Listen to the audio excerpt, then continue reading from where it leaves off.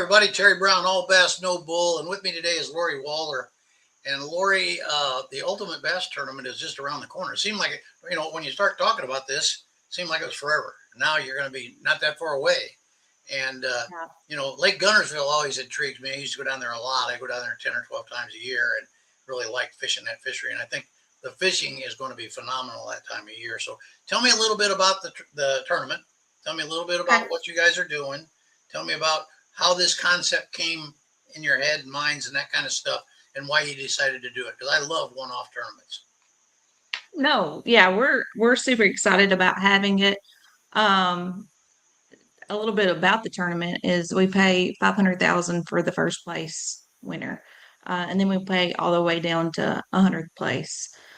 Uh, we are different. Our organization is a group of anglers that just want to have fun and want to compete, go back to the basics of everything. Um, how the concept got started, a little bit of backstory is a bunch of, anglers were talking about the event that used to take place in Texas, the Professional Anglers Association, I do believe.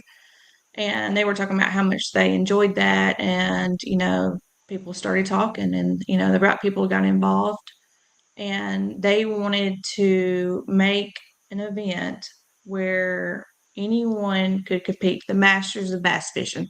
That's what what we would like to compare ourselves to, since it's held at Lake Gunnersville, is the masters of bass fishing, where you bring everyone together. Doesn't matter if it's the BFLs, college guys, your weekend anglers, competing with MLF, Bass, NPFL, all of those guys. Last year was a great event. Tucker Smith won $500,000. Um, and that's something that, I think the industry is needed. We are no competition with anyone. We love all anglers. We are a state sponsored event, which means that the state of Alabama, supports what we're doing, and we bring in a lot of money to the state. Um, Lake Gunnersville is known as one of the best fisheries in the country, and we have the most professional anglers that live here. I think we have 33, if I'm not mistaken. You have Gerald Swindle, Justin Lucas, Chris Lane, Cal Lane, Hayden, Tucker Smith, Jacob Wall. A lot of Randy Howe. I mean, the list goes on and on and on. And we take pride in North Alabama of having a great fishery, and Scottsboro is the perfect place for it. Goose Pond is absolutely beautiful. And it's not just about the tournament, it's about conservation. We're teaching these people why, why we want to protect our waters. We have a kids event, we have an outdoor expo. We have kids who come in on field trips, and TVA gets to show them all the wildlife, that's on the lake, and what they get to do. So it's something that's really special. I have kids. Oldest is 9, and I remember being that age and going to a water treatment plant growing up, and I was like, I think I was in 4th grade. I was like, man, that was the best field trip I've ever been on. And we make it where you never know who you're going to impact someone's life with that kind of event. I do know I seen sorry to ramble, but I seen one of the professional anglers' wife who just moved here. I seen her over at Publix, and she says, "Oh, I know you. You're from the Ultimate Angler." I said, "Oh, yeah, yeah, I am." And she said, "Well, we just moved here. We had such a good event, and we had fun, and we decided to move here." So I was like, "Oh, that's pretty awesome."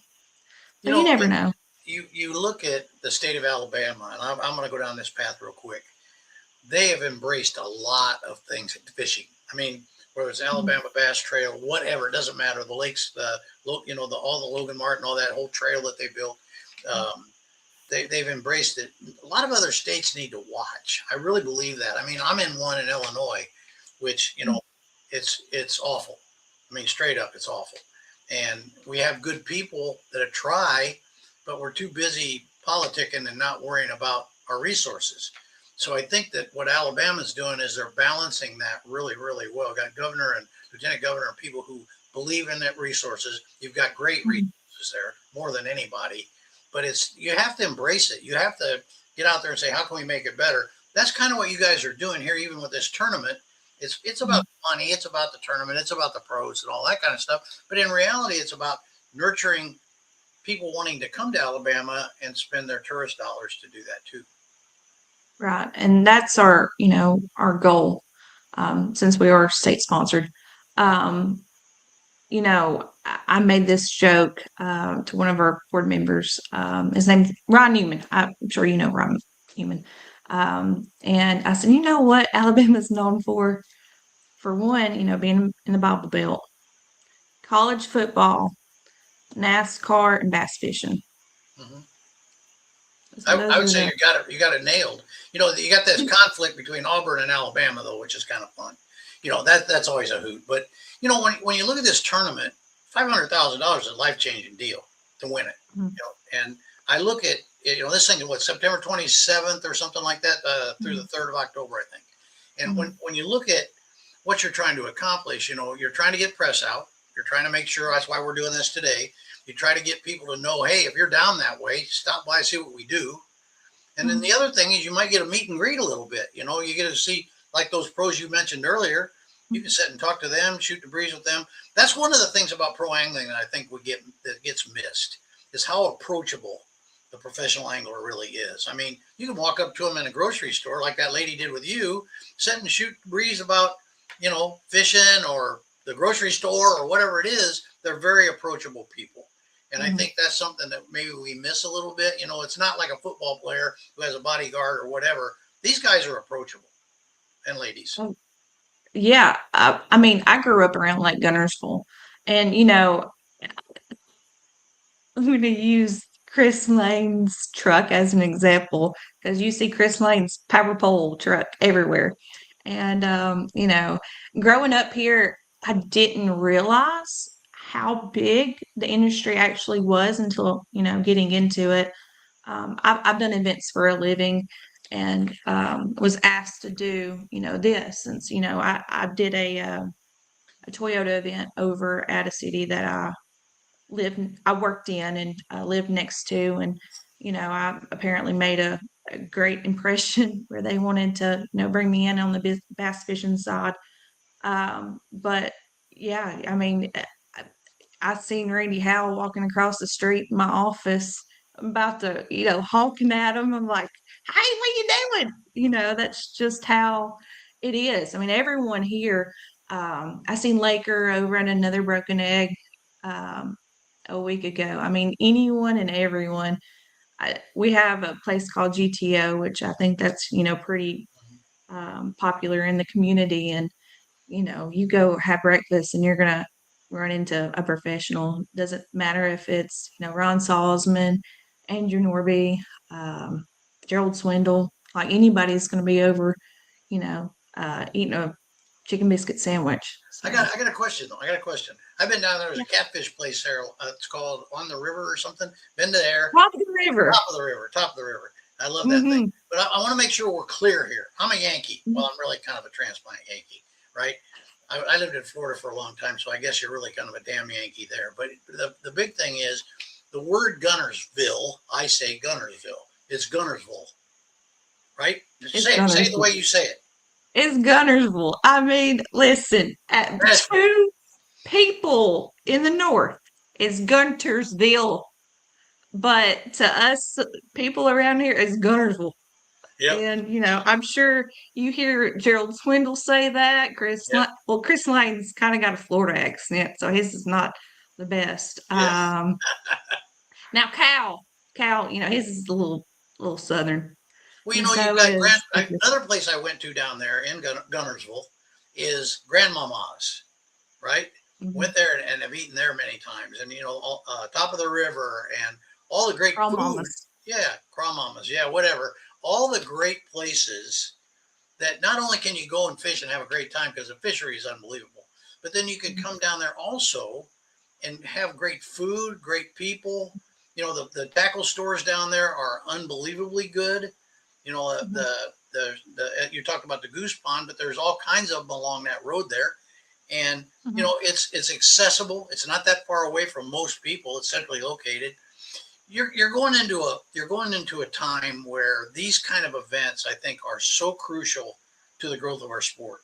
You know, we're fighting over forward facing sonar, and we're fighting over this, and we're fighting over that. We need some way to bring this group together.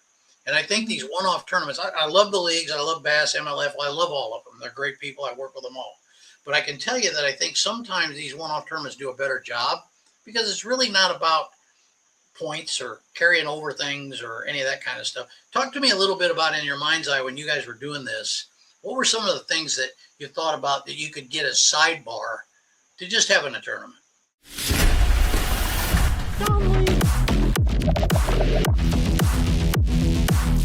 Freaking casting.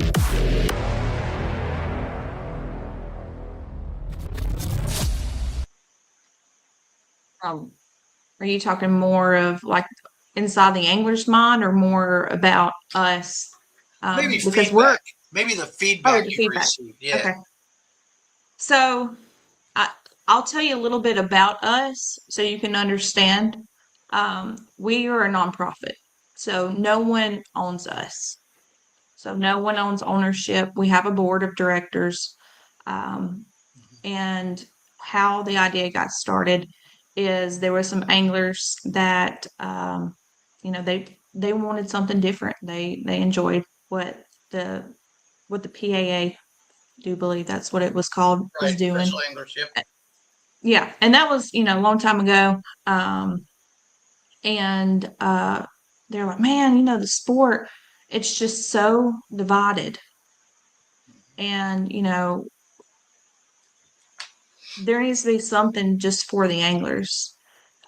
And we were like, why don't we just make something? Why don't we, we do tournaments. We've done small events before where we bring in small events with some MLB guys and they go fishing and some old NFL players. And it was just the idea of we felt like it's the best place for something, and then the feedback that the anglers were giving us is, hey, like, we want to make more money. Bass fishing, it's structured differently than most other sports. I can say that because I did not come in the industry. I came in the event world, and I did do some esports stuff and do a whole bunch of different types of sports. My background, sports tourism, and it was structured so weird whenever I came in it, and I'm like, why is it structured so different compared to all these other sports?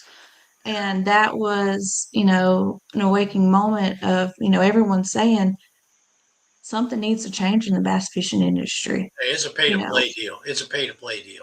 You know, yeah, you make it to the NFL, you're not paying to be on the field. They're paying you to be on the field. You know, and I correct. think it's really like you. That's a very very good analogy. You know, and I think that where I sit with it is I've always said the anglers are the customer, and if we don't Mhm. realize that, you know, I mean, there's always like if somebody leaves, there's three people ready to replace them, and I never figured it out because the business model is awful. You know, it costs you Mhm. so much. It's peanut butter sandwiches, the back of your truck. It's, you know, it's whatever when you start out. And, you know, Mhm. if you have 250 anglers, there's probably maybe 25 of them that are really hitting a big lick. Not very many of them are doing it. So your point's very valid. Yeah, and they don't, if their wives didn't work, that's how, let's be realistic. That's, their wives didn't work. How would they get insurance and that kind of stuff? Right. But, a lot of them, I would like to call them blue collar. A lot of them do plumbing on the side or construction or, you know, they're not given the right it's different. It's totally different, and the one thing that I brought up about the fishing industry is being a spectator is difficult. It's very difficult. A lot of people, if you go to a baseball game, you're spectating, you're going to be there, you're going to get the experience. And that's what we wanted in our tournament. We wanted the experience that you're going to be there and you're going to enjoy and you get to see these people walk across the stage. MLF and their, catch and release is fantastic how they do it.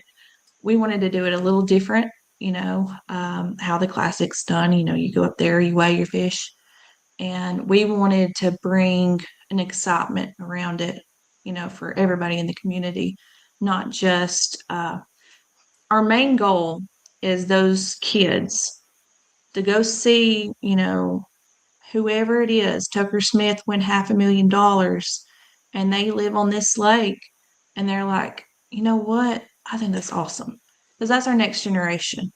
And, they can do anything they want. They may be the next owners of Bass or MLF, you know? Right, right. So, you never know how you're going to, affect someone's life. And that is what we wanted to do. We wanted something for the next generation to hold on to. Well, I had a discussion yesterday with a guy, and I thought it was pretty astute what he said. He said, all the young, like I started high school fishing in Illinois. That's my claim to fame. I love the fact that we got it done. We started like 2,000 kids. Now we're 20,000 plus. These kids are ate up with it. Okay. But they were talking about the technology parts of this, and everybody's fighting over this technology thing. Right. And the guy made the statement that I think was very accurate. He said, if you have all these kids are getting involved because of the technology, and then you ban that technology, whatever it is, doesn't matter what it is, you ban it, you're losing them. You're not going to keep them. They're going to go do what they can do with the technology. So we've got to kind of figure that out. I've always had this belief that, if you let things lay a little bit, it's sort of like the best soup is one that simmers, not one that you boil them, the snot out of it right away. So it's very important to kind of let this thing run its course a little bit. And I know there's people on both sides that are adamant about what side they're on, but I think that if the soup simmers just a little bit, you're going to find out we got a lot more kids involved than we used to have due to the technology, not necessarily because they just like have the pulling of a fish on their rod and reel. So I think it's kind of funny, and I think it's very important that we look at this thing more globally, look at it at a higher level, talk about it, okay, we're going to have a tournament, and tournaments have always been this way, and we're going to do this one this way. And then you find out it's the same thing that you had. It's just a different venue. And I applaud you guys for thinking outside of the box. I applaud you for doing this the way you're doing it and making it an event and a series, a week-long event where people get enthused about the sport of bass fishing. And I think that's really cool. Yeah. I had a meeting with a sponsor this past week. And, one thing that they love to bring up is you're not from the bass fishing industry, or you came in differently. You're not the normal person, who we work with. And I tell them, I think that's made me have an advantage over thinking stuff. I think so too. And, the water's not tainted with your feelings. Whether you're pro MLF, pro bass, pro NPFL, when you get down to it, we all love fishing. Yep. There's nothing to it. I mean, all bass, no bull, Yeah. So, and that's what we're about, is break us down. We all love fishing and we're all coming together.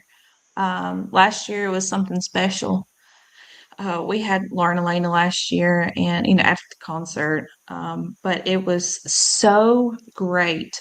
I mean, we'll pull up which I don't have the results, but if you pulled up the results from last year and you've seen the anglers in the top 15, top 20, it wasn't one outranked the other by no means. Mm-hmm. It was, you had your Alabama Bass Trail guys up there in the top 20, but you also had your bass guys or MLF guys. So, I mean, it was very competitive. and it's just, you're fishing on a great lake, something that you can't take away with. And Scottsboro is the best. I mean, I'll be honest, I'm a little biased because I grew up around here, but that's it's it's home. So Yeah. It when I always get a big kick out of, mine's better than yours, or I'm going to cover mine up and not show you mine, and all that kind of stuff. And I think for a sport to really turn into something special, we've got to open up a little bit. We've got to say, I've been a proponent. I've been doing this a long time, 40 years, right? I'm an old guy. So I've seen the Bassmaster Classic where they flew in an airplane. I've seen, MLF come out. I've seen when it was Force Wood Cup, all those things. I've seen them, and they all had their great things about them. But I think more than anything else, maybe we're getting a little stagnant. I don't know. It's just Mhm. I remember talking to somebody, Denny Brower, I think it was, and I said one time to him, this has been 10 years ago. I said, where do you think we're at? And he goes, we've got to get a shot in the arm. And I Mhm. really believe that these kind of tournaments, especially the time of year when they're not chasing points, is special. Mhm. Everything's pretty close to being done. That's pretty special. And I think these one-off events, I think they're what's going to make our sport live or die. I really do. And I think that's going to be the big key. And something that I want to bring up, we're not competition with anyone. Okay. And, we have a lot of people who they look at their schedules with, let's just say, let's use someone as an example. Let's just say me. Okay. No one in particular. I fish, let's just say I fish the elites and I'm trying to get in. We take the top 15 in AOI points that are Unified Pro members. So, we go down the list. If you double qualify, you're marked out, you're going through to the second person Mm-hmm. and so on. And, we have a very diverse field because of that. But what we also do is these guys that are in, they're thinking they're not going to get in like 40th, 50th in AOI points, or, that they don't think they're going to win a tournament or be top finisher in a tournament. What they'll do is they'll start looking for tournaments to compete in. And that's what's different Mm-hmm. is I can't tell you how many people try to jump in a BFL because they knew that they could probably qualify through a BFL. And I talked to a tournament trail that we sanctioned, and we helped them get 20% more signups because some of the guys wanted to fish in our tournament. So I mean, Mm-hmm. we are not bad for the sport. We're helping the sport, Right. and that's something that we need to promote. Is we're here to help. We love bass fishing, and that's something that's not talked about enough. And I think when I'm in meetings with representatives and senators and stuff, and they ask like, do you feel like the return on investment is accurate? Yes, I do. I think it's the return on investment because you're having more people come here for Right. bass fishing. You're having more people come here for tourism dollars. You're having a whole bunch of everything that people usually don't. Mm-hmm. And then they're like, man, this place is awesome. Like Scottsboro and just Lake Gunnersville is the best. And we've seen an increase in tourism because of that. And everyone's like, have you seen the weight on those fish? Well, Yeah. yeah, they're big. Back in 2015, I was in Bass Fan at the time, and we ran this thing called Top Gun, and it was amazing. We had State Farm World Rankings back then, Mhm. top 20, 25 guys out of that thing. We paid for everything, and Brent Chapman was the guy that won. But we went Yeah. down to Eagle Mountain Lake, and it was kind of a consolidation of all the tours. It was just that ranking system didn't matter what league you fished at that time. Yeah. There's two, but you took those top 25. They had a ball. The Mhm. anglers, it was something that they were competitive as heck, but when they weren't competitive, they were giving each other guff and having a good time. that was the coolest thing that, PAA did a good job with some of that stuff, but this thing was kind of a one-off deal too, Mhm. and to keep the momentum going, it took a lot of money to do it, but we, were able to pull it off. But I think ultimately staying power, this is your second year of doing this. Mhm. So staying power is really important too. And you Mhm. can't just do a one-off and then say that's it. You've got to have that staying power. I applaud you for that. Serious gear for serious anglers. DD26 delivers tournament-tough performance you can trust. From the front to back of your boat, DD26 has you covered. DD26. No shortcuts, just badass American-made gear. Yeah, and that's what we're trying to do. We do need more support on our end. We have the support of the anglers. Don't get me wrong. The anglers love us, and just like you're saying, they have a blast at our event. I mean, absolutely. They, I remember talking to some of the Tackle Warehouse guys. They came over and did some stuff, and they were like, "Man, this is awesome!" Like it was just peaceful. You're just. It's not about, hey, I have to be in front of a camera and act a certain way. It was, hey, I get to go fishing, and I get to go fishing with people that I don't usually get to go fishing with. Right, right, right. And that was so cool. Let's use Randy Howe as an example because I think he placed third.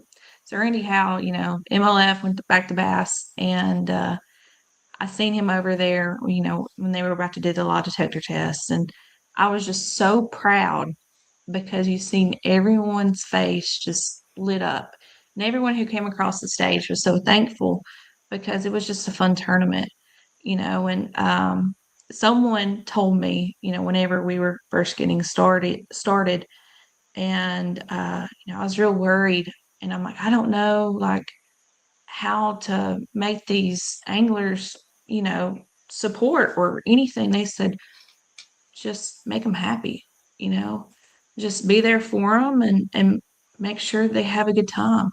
And they did. I mean, Build it, they will come. Build it, and they will come. yeah, And and I think that's what you said. that's what's happened. After they got done weighing in, they went and grabbed a beer and listened to a concert. And I mean, they were tired. Don't get me wrong. When you've been fishing, all weekend or all week, you get tired. But at least some of them grabbed a beer and watched the concert and enjoyed everybody's company. But it was so nice to see everyone together, and that's what's so different. No one's they're all competing, and bass fishermen are they're they're they're very competitive. Even at golf, and we have a golf event, but they're very competitive. But it was cool seeing everyone together.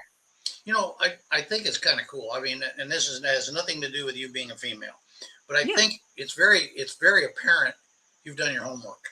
I mean, I can tell you if you don't think that this lady's done her homework, you're dead wrong. Because I can tell you by just the names mentions, the how you've seen how things are going, the things you're Mhm. changing, you've done your homework. And it doesn't matter if you're man, woman, or Indian chief. It really doesn't. It matters what your passion is.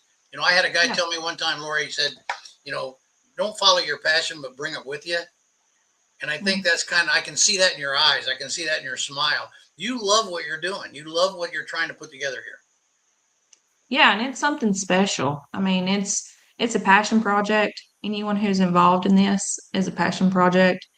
We do not have anyone on our staff that you know doesn't care. And I want to be straightforward with you. Our staff is small, very, very, very small. I handle 95% of the operations of everything. We do have a tournament director, Mark Davis. Everybody Mm-hmm. knows Mark Davis, Yep. best fisherman in the world, in my opinion. But he's something special to me. And we have an assistant tournament director, Ron Lappin. So tournament side, they handle everything.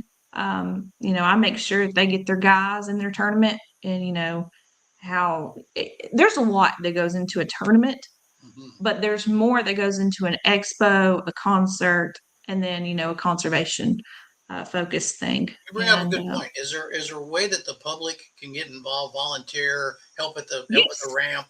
You know, can you Mhm. do that? I mean, do they just reach out to you, reach out to the league? How the heck do they do You that, or to the tournament? Well, we partner a lot with the city of Scottsboro, and they help. But it's mostly, I reach out to a bunch of people. And, but yes, we would love anyone to help. I have some of the fishing teams from the local areas and they love it. And I want to do something special for those guys because, I having kids and being a mama, you kind of get, feeling a little special whenever you see that kind of thing. Hmm. And some of the college kids, they got to run the fish for the anglers, and that's just something special. I mean, even any tournament organization, about does that, but it's just something special whenever they get to see, heroes of their own running the fish and that kind of stuff. And I think that gets more people involved. Well, But yeah. the college angler may be a college angler now, but he may be like Trey McKinney and some of these kids have come out real quick. You know, Mhm. as we kind of wrap this thing up, number one, this tournament is the 27th through the 3rd, 27th of September through the 3rd of Mhm. October, and in Mhm. Scottsboro, and it's going to be at the Goose Pond, right? Yes. And then and there's activities, all kinds of stuff going on that week, I'm sure. They go out to the website, which is really a good website, Mhm. theultimateangler.org. And if you want to know more information, is there anything else that you need to get across here in this interview? Think so. I mean, we're excited and we're very passionate about what we're doing. And I hope everybody sees that. And my ask for the fishing industry is to support us more. Right. We care about the anglers and we want them to support us like we support them. Yep. That is probably my biggest ask, from this interview. Uh, Give us a shot. I mean, we have great events, so Yeah, and I mean, it almost sounds like it's dumb if you're not involved. I mean, straight up, if you're a company that sells baits, or you're a company that sells electronics, or a company that sells boats, you ought to be involved. Your guys are out Mhm, there, you know. mhm. So I agree with you, and I applaud you for what you're doing. I think this is really cool. You know, keep us informed here at Bass 365, and Yeah. make sure that we know what's going on and that kind of stuff. I know Ricky's going to probably be down there digging around, and as he always is at everything. There's more than one Ricky, by the way. You know, we found out, you saw him here and he's over here, then he's over here. We decided he's cloned himself and he's all over everywhere doing all kinds of things. But thank you so much, Lori, for being with You're us at All welcome. Bass No Bull. And holler at me anytime. You've got our contact information here, and just holler at us so we can do something else beforehand. I'd love to do that. So let me know. Awesome. Thank you so much. This is All Bass No Bull. I'm Terry Brown. She's Lori. We'll be back next time.